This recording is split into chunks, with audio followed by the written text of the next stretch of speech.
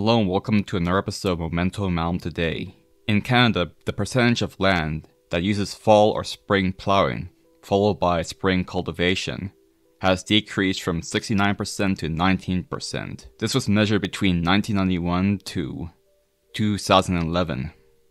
In Ontario, from 1991 to 2006, the decline was from 78% to 44%, while no-till planting increased from 4% to 31%. Two-thirds of the soybean fields in Ontario are produced with a no-till or reduced tillage system. This resulted in similar farm yields reported in the no-till systems in comparison to conventional tilled systems. No-till has been found to reduce soil erosion, increase soil microbe populations, increase nutrient cycling, improve soil structure, and increase soil water holding capacity. It can also lower production costs and by proxy improve economic productivity through energy and labor savings. For soybeans, the no-till system did not yield any different than the conventional tilled system. In the case of corn and wheat, the no-till system caused a 7.6% and 2.6% reduction in yield, respectively. This decline seemed to reverse over the course of 4 years. This was done by a research project by Dr. Petitque. Later on, Dr. Morrison would do a 15-year study to see if this is the case.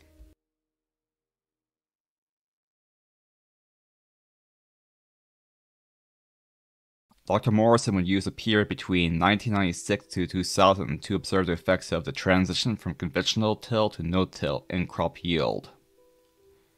The established no-till plots had 6 or more years of no-till than the new no-till plots. The difference between the new no-till and the established no-till plots was plotted over the course of 5 growing seasons.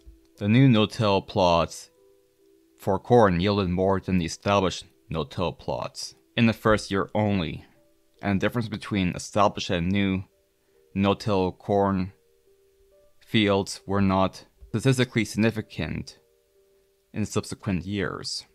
On average, the long-term dataset found that conventional tillage corn yielded about 1,900 kilograms per hectare more than no-tilled corn. However, first-year new no-till corn yielded 1,100 kilograms per hectare more than the established no-till plots.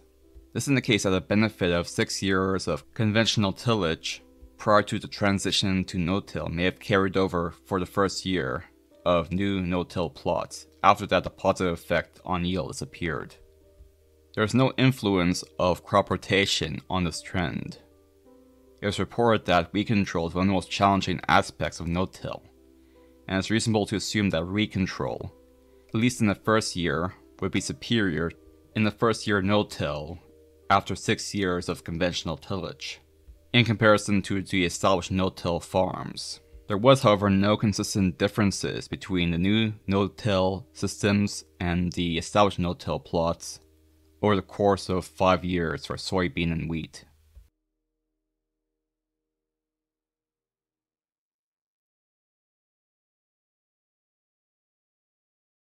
If you want to donate to my channel, the links are below. If you want to buy my book, you can also find that link in the description box below. In the 15-year project regarding tillage and crop rotation, which started in 2001 and ended in 2015, significant differences for tillage, crop rotation treatments, and several other tillage and crop rotation reactions were identified. It was found that the yield of soybean grown in monoculture was similar to soybean grown in rotation with corn and wheat. These results are in contrast with many studies in the United States and Canada showing the yield benefits of crop rotation. As one of the main benefits of crop rotation is reduction in disease pressure, it's possible that using different soybean varieties or fungicide seed treatments in an experiment was sufficient to control disease.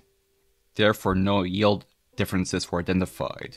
This project also found that when grown in conventional tillage versus no-till, although the difference was not significant, corn also yielded more in rotation when grown with conventional tillage, but not when grown in no-till. Wheat overall yielded more in rotation versus monoculture, and there was no difference between soybeans in rotation versus monoculture in terms of yield. There was no difference between the corn, soybean, wheat sequence and the corn, wheat, soybean sequence in any of the tillage systems. So both rotations are good for maintaining and increasing yield. Overall, the project found that new no-till corn plots, which had previously been on conventional tillage, were higher yielding than established no-till plots in the first year. But the effects disappeared after said year. Further economic, agronomic, and environmental advantages are needed to justify no-till corn production in eastern Canada, especially in areas where high yield is almost guaranteed. And that about covers everything. Thank you for watching.